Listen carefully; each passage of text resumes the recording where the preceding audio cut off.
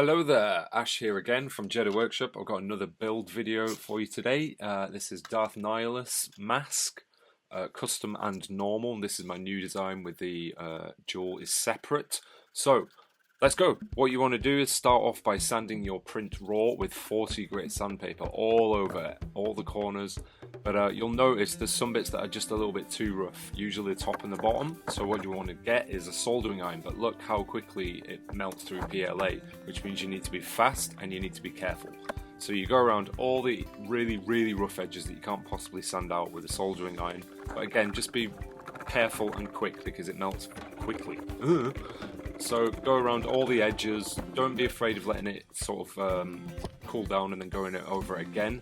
Then what you want to do is sand over everything again with 60 grit sandpaper, including the edges that you've just melted.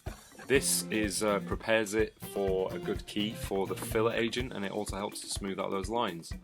Before that, we're going to just pick out the support material out of these new holes that I've designed to hold the jewel, and I'm just going to define them a little bit more with soldering iron because we're going to fill it, so I don't want to lose them. I want to keep track of where they are.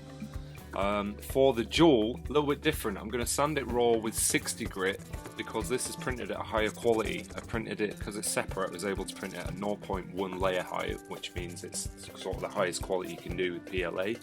You've got to be careful with it because obviously it's really thin and delicate and small, and we don't want to snap it. So you just got to support it as much as you can. Go around all the edges, get rid of all the gaff.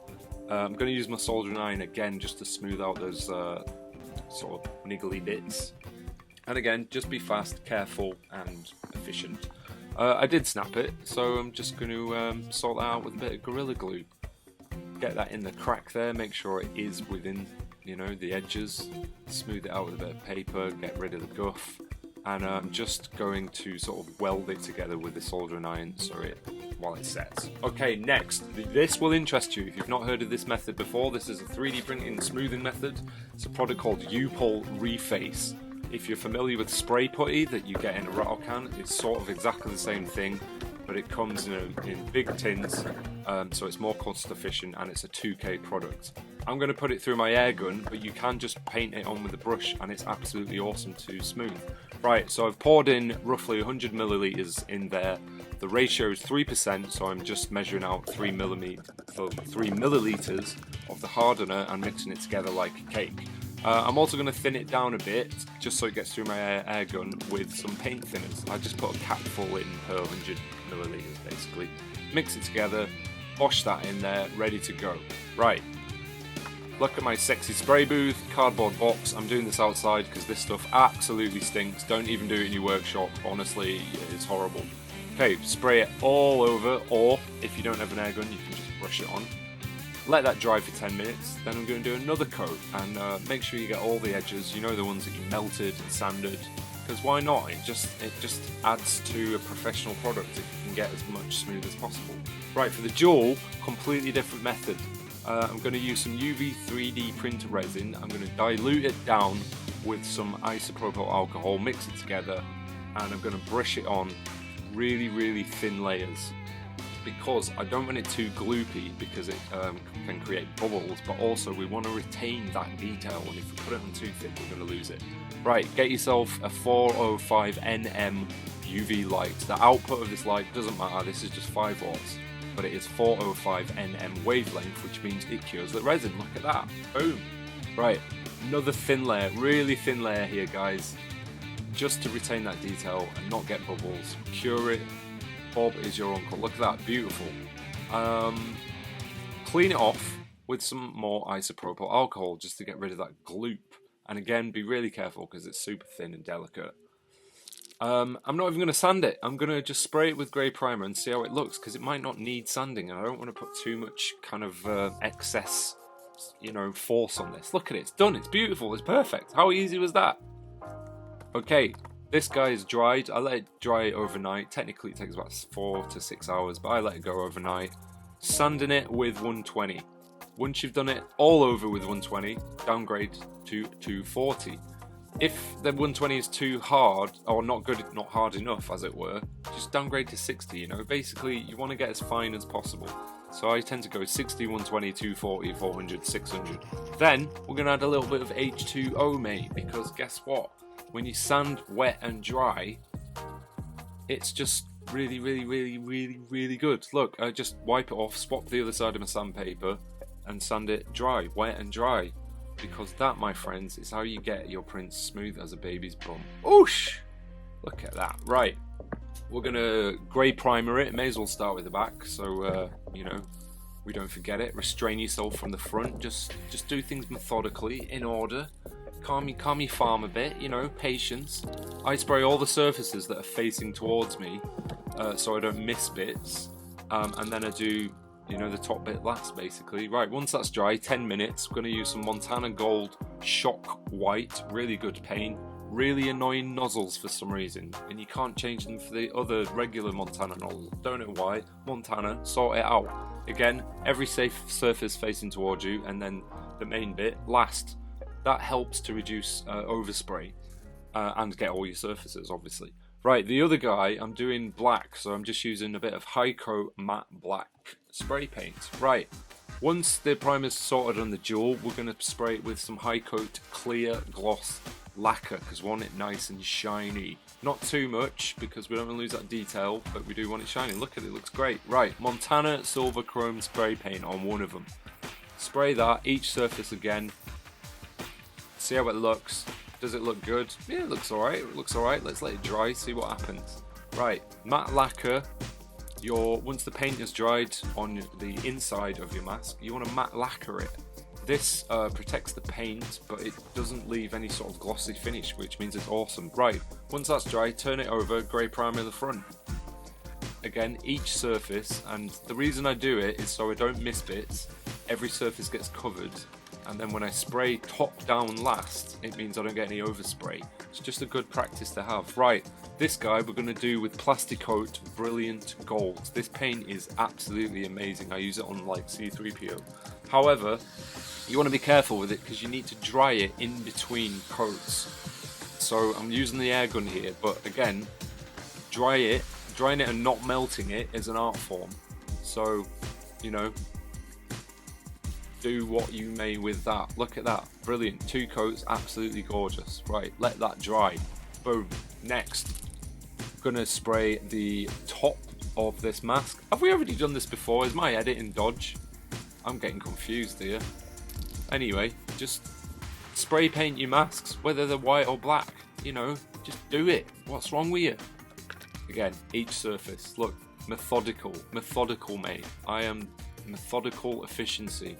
You've seen this day in my workshop. Anyway, you know what I'm talking about. Look at it, brilliant. Let it dry.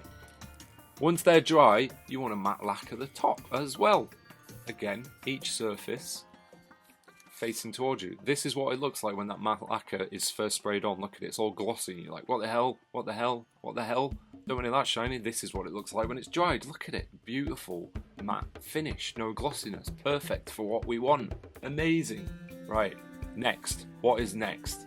I wasn't happy with the chrome paint because the gold paint was way shiny, more reflective, so I don't like it. It's not good enough. So I'm going to do a different method. I'm respraying it with grey primer.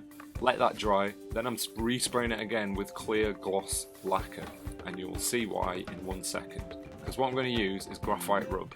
This is what I use on Mandalorian helmets. Gives a really nice metallic finish, because technically graphite is like a form of metal, isn't it? Anyway, it's my worst nightmare because you've got to rub it on really hard, and this is the thinnest print ever, but whatever, I can do it. Look, did it. Brilliant. Right. Then you want to buff it, which is even more scarier, but whatever, I can do it. Look, beautiful, glistening, shiny, reflective. That'll do. Right, time to mask up for the red accents. Now I do it by eye, or kind of logically by just measuring with my eye. I'd go with the top line of the middle jewel, so that's why I've just preliminarily put it on as a placeholder. Once I've got that top line, we've got our line for the other side. It's just, you know, logic. Right, we want to double up our tape with some just regular tape. Not double up, you know what I mean. Build it up. Right, we're going to protect the bottom with some dead sexy plastic bag. I'm going to tape that down because paint travels around corners. I'm going to sand that edge with some 600 to give a good key. I'm going to use a loop paint in Leeds red. Don't know why it's called Leeds. I'm from Leeds. Leeds isn't particularly red, but I love this red. It's brilliant. I use it on Boba Fett's. Right, we're going to do exactly the same on the black one. Now I know where my line is without the jewel. With the jewel, I know where it is without the jewel, so I can do it. It's even better. Again, building up the tape around it.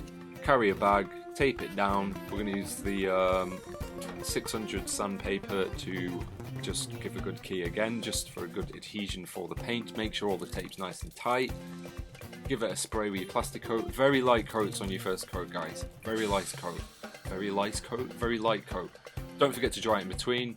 Give it another coat. Boom, boom, boom. I don't know why I keep saying guys in this video. You know, it's probably just one person watching it. So hey, guy, or girl, or gal, or whatever you identify as. Maybe you're having a watch party, I don't know. But look at that. How good is it? Beautiful. My tape wasn't stuck down though, was it? Can you see that? Anyway, carefully remove the tape. Look, you can see a little bit of overspray where I didn't put my tape down. It's alright, I can sort that out by just using a brush and a bit of black. I'll do that later.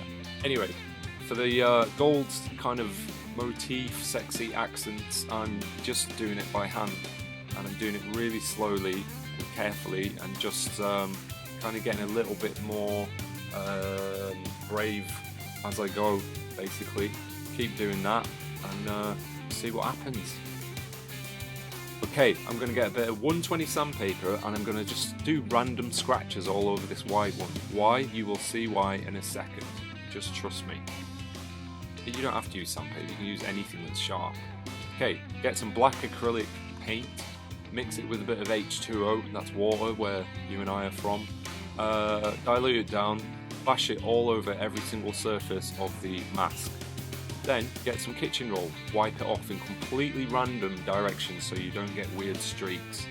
Rub it all off, and then guess what happens? Look, where you scratched, that black will stay in those scratches and accentuate them, highlight them, make them look dead good. Brilliant. Up here for thinking. You can do as many layers of, this is what we call a black wash for weathering. You can do as many as you want. I dilute it down and I just keep going because it's easier to put it on than it is to take it off. So what I'm saying is less is very much more when it comes to weathering. You can always build it up, but it's rock hard to take it off. Right, bit of black in my airbrush, and I'm going to go around the eyes and the cheeks, and I'm just going to accentuate all the contours. But that's pretty boring, so let's skip ahead. Right, done that. I'm going to glue on the jewel, so I'm just preparing the surface, again sanding where I'm going to glue, Gorilla Glue, bob it on, tape it down. Right, then we're going to get ourselves some 5mm diameter bungee cord. I'm going to cut it to size around my head, leaving a little bit extra because these are for some large-headed gentlemen, must have massive brains. And look at this, brand new design. It's got the hole in the back so that you can tie it on and then you can't see it from the front. Up here for thinking again. Right, technically we're finished. Look at them. Am I happy with it? I'm sort of checking it out. Look at that. Look how glossy and reflective and matte and beautiful it is. Yes, mate. There you go. Enjoy this montage of maskness.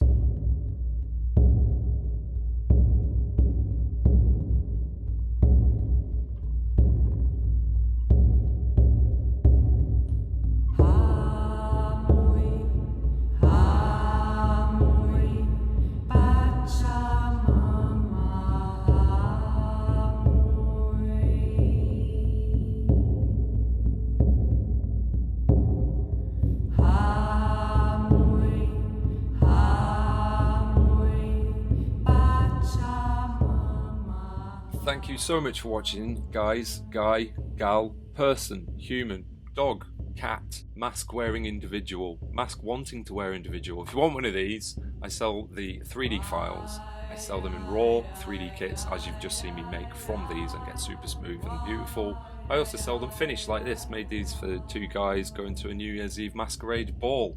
I'm also going to stick it in my Patreon G Drive monthly thing because it's an update. So if you want to download it, join at patreon.com/Jedha Workshop. Details below. And all the details of the materials used and links to them are in the description below in my YouTube channel. There you go. Look how sexy I am. wearing these masks that are far too big for my little head, but there you go. That's the front of my house. I live in a house. Alright, cheers guys. Namaste. This is the way. Peace.